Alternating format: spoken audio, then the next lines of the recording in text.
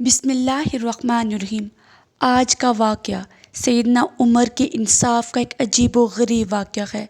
उम्मीद करती हूँ आपको ज़रूर पसंद आएगा, तो सब्सक्राइब करना मत भूलिए। ज़िंदगी बदले।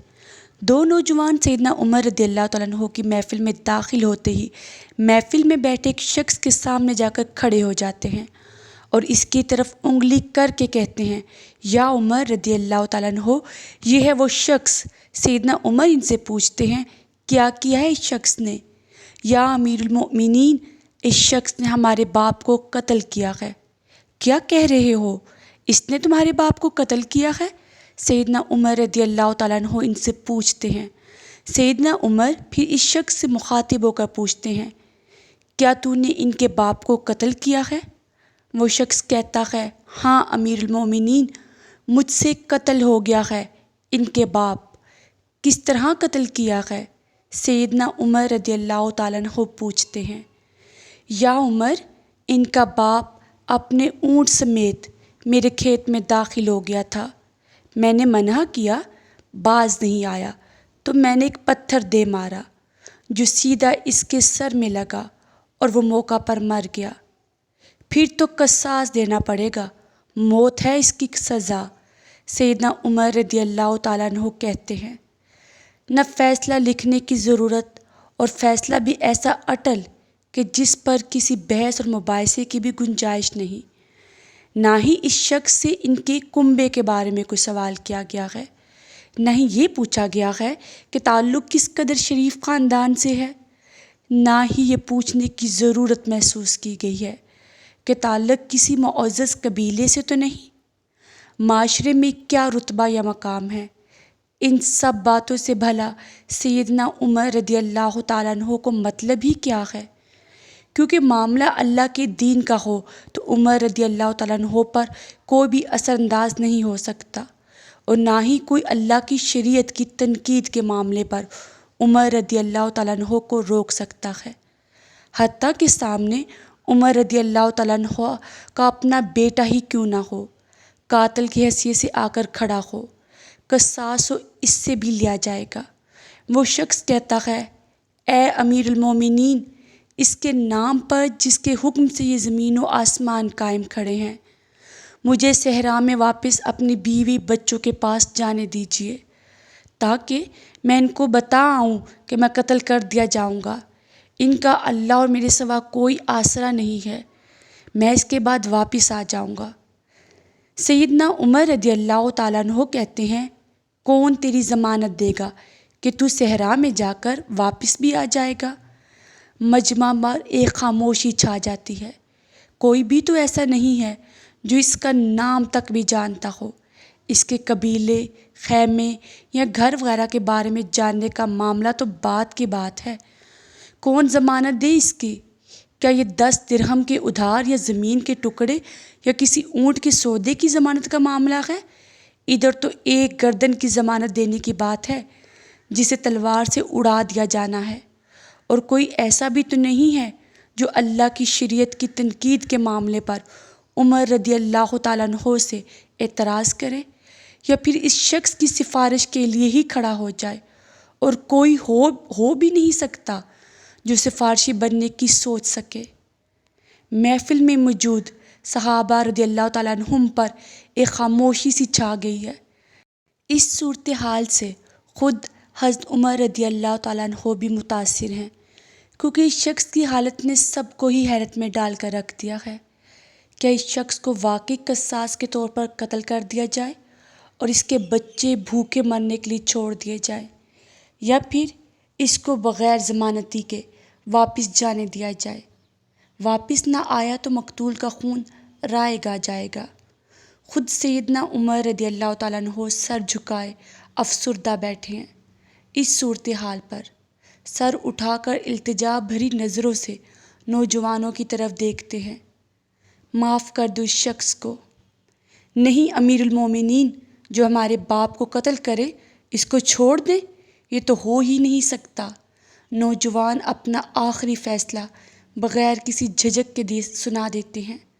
हज़रत उमर रज़ियल्लाहु तआला अन्हु एक बार फिर मजमा की तरफ देखकर बुलंद आवाज़ से पूछते हैं, ए लोगो, ہے کوئی تم میں سے جو اس شخص کی ضمانت دے؟ حضرت ابو ذر غفاری رضی اللہ تعالیٰ عنہ اپنے زاہد و صدق سے بھرپور بڑھاپے کے ساتھ کھڑے ہو کر کہتے ہیں، میں ضمانت دیتا ہوں اس شخص کی۔ سیدنا عمر رضی اللہ تعالیٰ عنہ کہتے ہیں، ابو ذر، اس نے قتل کیا ہے، چاہے قتل ہی کیوں نہ کیا ہو۔ ابو ذر رضی اللہ تعالیٰ عنہ اپنا اٹل فیصلہ سناتے ہیں۔ عمر رضی اللہ تعالیٰ عنہ، جانتے ہو اسے؟ ابو ذر، نہیں جانتا نہیں اسے۔ عمر، تو پھر کس طرح ضمانت دے رہے ہو؟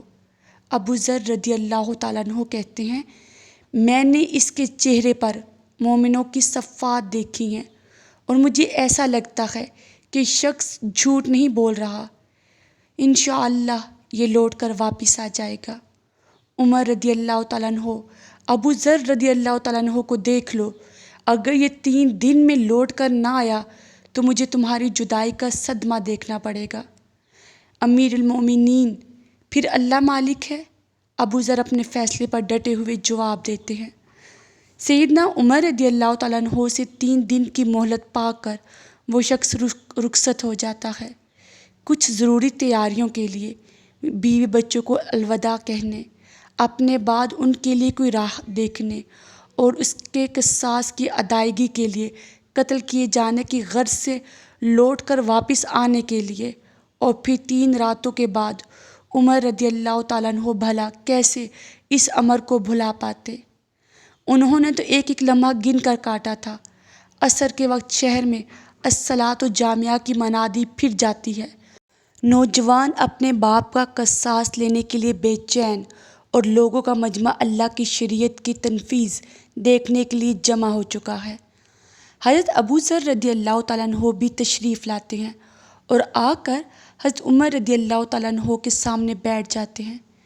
کدھر ہے وہ آدمی؟ سیدنا عمر رضی اللہ تعالیٰ عنہ سوال کرتے ہیں۔ مجھے کوئی پتہ نہیں ہے یا امیر المومنین، ابو ذر مختصر جواب دیتے ہیں۔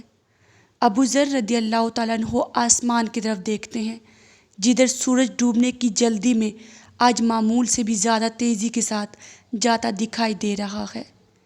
محفل میں ہو کا عالم ہے، اللہ کے سوا کوئی نہیں جانتا کہ آج کیا ہونے جا رہا ہے۔ ناظرین، اگر ابھی تک آپ نے میرے چینل کو سبسکرائب نہیں کیا تو پلیز سبسکرائب کو پریس کر دیں اور بیل آئیکن کو آل پہ پریس کرنا مت بھولیے۔ یہ سچ ہے کہ ابو ذر سیدنا عمر کے دل میں بستے ہیں۔ عمر سے ان کا جسم کا ٹکڑا مانگے تو عمر دیر نہ کریں، کاٹ کر ابو ذر کے حوالے کر دے۔ لیکن ادھر معاملہ شریعت کا ہے، اللہ کے احکامات کی بجا آوری کا ہے، کوئی کھیل تماشا نہیں ہونے جا رہا، نہ ہی کسی کی حیثیت یا صلاحیت کی پامائش ہو رہی ہے، حالات و واقعات کے مطابق نہیں، اور نہ ہی زمان و مکان کو بیچ میں لایا جانا ہے۔ قاتل نہیں آتا تو ضامن کی گردن جاتی نظر آ رہی ہے۔ مغرب سے چند لمحے پہلے وہ شخص آ جاتا ہے، بے ساختہ۔ حضرت عمر رضی اللہ تعالیٰ عنہ کے منہ سے اللہ اکبر کی صدا نکلتی ہے، ساتھ ہی مجمع بھی اللہ اکبر کے ایک بھرپور نعرہ لگاتا ہے۔ حضرت عمر رضی اللہ تعالیٰ عنہ اس شخص سے مخاطب ہو کر کہتے ہیں، اے شخص، اگر تو لوٹ کر نہ بھی آتا تو ہم نے تیرا کیا کر لینا تھا؟ نہ ہی تو کوئی تیرا گھر جانتا تھا اور نہ ہی کوئی تیرا پتہ جانتا تھا۔ امیر المومنین، اللہ کی قسم، بات آپ کی نہیں ہے، بات اس ذات کی ہے جو سب ظاہر و پوشیدہ کے بارے میں جانتا ہے۔ دیکھ لیجئے، میں آ گیا ہوں، اپنے بچوں کو پرندوں کے چوزوں کی طرح صحرا میں تنہا چھوڑ کر، جدھر نہ درخت کا سایہ ہے اور نہ ہی پانی کا نام و نشان۔ میں قتل کر دیے جانے کے لیے حاضر ہوں۔ مجھے بس یہ ڈر تھا کہیں کوئی یہ نہ کہہ دے کہ اب لوگوں میں سے وعدوں کا افاہی اٹھ گیا ہے۔ سیدنا عمر رضی اللہ تعالیٰ عنہ نے ابو ذر کی طرف رخ کر کے پوچھا، ابو ذر، تو نے کس بنا پر اس کی ضمانت دی تھی؟ ابو ذر نے کہا، اے عمر رضی اللہ تعالیٰ عنہ، مجھے اس بات کا ڈر تھا کہیں کوئی یہ نہ کہہ دے کہ اب لوگوں سے خیر ہی اٹھا لی گئی ہے۔ سیدنا عمر رضی اللہ تعالیٰ عنہ نے ایک لمحے کے لیے توقف کیا اور پھر ان دونوں نوجوانوں سے پوچھا کہ کیا کہتے ہو اب؟ نوجوانوں نے روتے ہوئے جواب دیا، اے امیر المومنین، ہم اس شخص کی صداقت کی وجہ سے اسے معاف کرتے ہیں۔ ہمیں اس بات کا ڈر ہے کہیں کوئی یہ نہ کہہ دے کہ اب لوگوں میں سے عفو اور درگزر ہی اٹھا لیا گیا ہے۔ سیدنا عمر رضی اللہ تعالیٰ عنہ اللہ اکبر پکار اٹھے اور آنسو ان کی داڑھی کو تر کرتے نیچے گر رہے ہیں۔ اے نوجوانوں، تمہاری عفو درگزر پر اللہ تمہیں جزائے خیر دے۔